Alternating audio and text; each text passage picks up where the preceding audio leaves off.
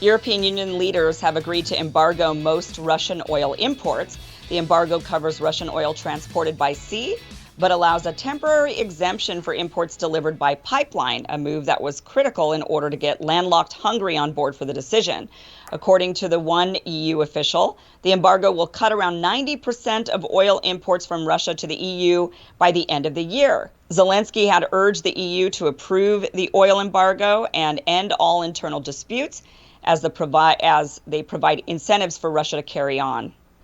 Russia has since responded to the measure, saying it reflects negatively on the bloc. And while the EU shuns the country, India and China are importing a record amount of Russian crude oil, according to Bloomberg, who says Asia is now the biggest buyer of Russian barrels. Kim, is this, who is going to be affected by this, I think is the principal question. And is the net effect going to be ultimately pushing that bloc, Russia, China, more closely into a relationship with each other in a way that could affect the kind of unipolar world that America has been relying on for so long?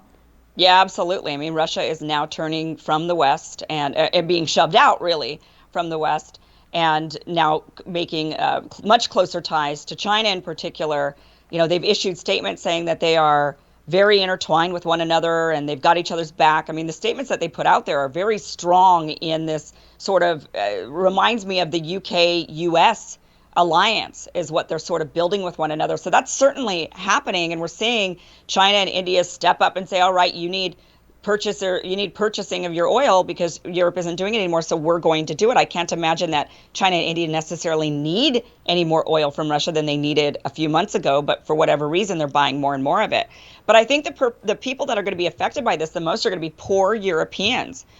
They're the ones that, Europe is saying, well, we're going to, sort of like what we're hearing here in the United States, like we all got to do our part. Yes, the gas prices are high, but at least you're not at war in Ukraine. Think of the Ukrainians when you're filling up your gas tank and it's costing you double what it did last year.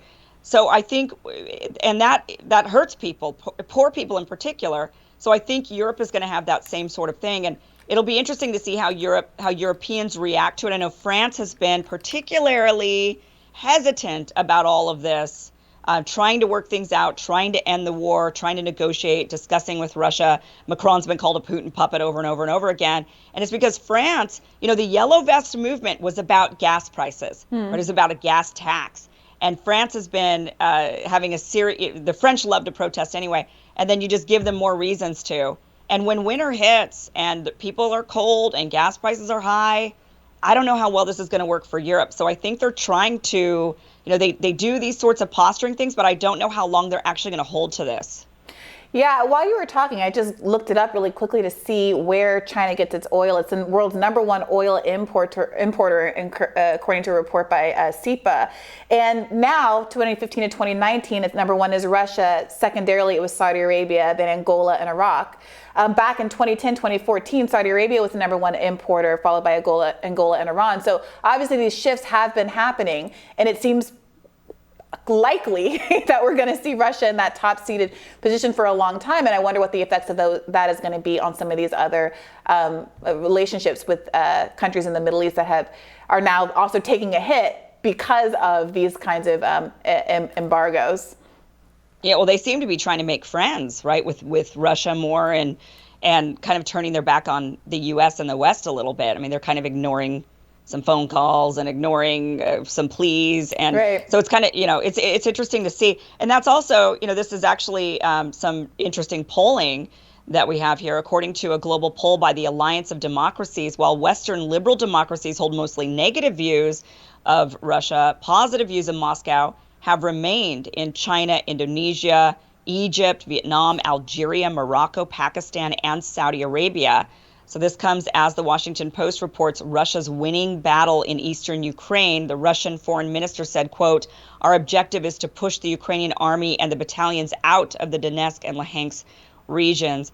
So it's interesting, the reporting now, how it's shifted. We've seen in the early months of this war, Russia's losing. They're going to collapse any day now. They're going to run out of supplies in 3 days. We've been hearing that over and over. It's kind of like 2 weeks to stop the spread. Russia's going to collapse in 3 days and go home. And we also been hearing Russia's losing badly because of all the weapons we've been sending Ukraine. Now, suddenly, we're seeing the reports shifting. I'm curious why. Maybe you have some, maybe, why you think it's happening. But suddenly now the reports are, well, turns out the rest of the world still likes Russia. It's not that the whole world is against Russia like they were trying to tell us for a while. The world's turning against, Russia's increasingly isolated, the world's turning against them. And now we're also hearing more reports of, well, Russia's actually capturing more land and winning some battles. I mean, what gives?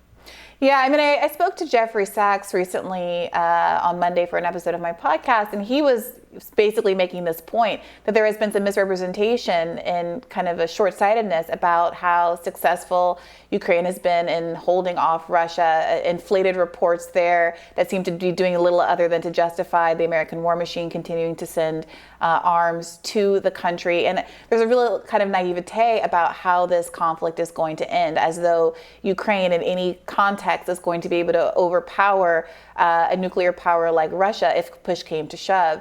And what basically this has become is an ongoing proxy battle that is being the weight of which is being borne exclusively by the Ukrainian people, who we are fueling with no real end goal, given that, again, we are up against a nuclear power and these things only end one way. Regardless, it's going to be through negotiation. And when people have this kind of very fixed idea of what kind of negotiations they will accommodate, if you don't want to give up even one thimble size of land to Russia, then you're going to be in this place where it cannot end. And you have to really start to ask the question of who is benefiting from a prolonged conflict like that. Right. Russia's not going to give up the land that they've gained.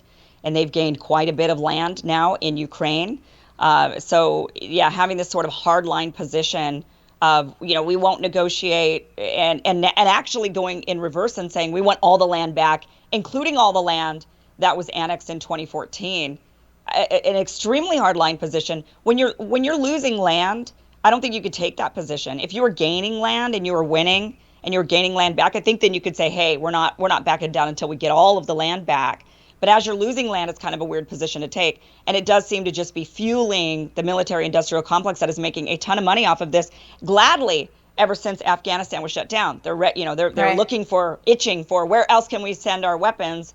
We need a place to make this money. We got to replace that income. We can't, and our war machine just goes along with it. So, but I would like to see from reporting, this type of flip that's now happening.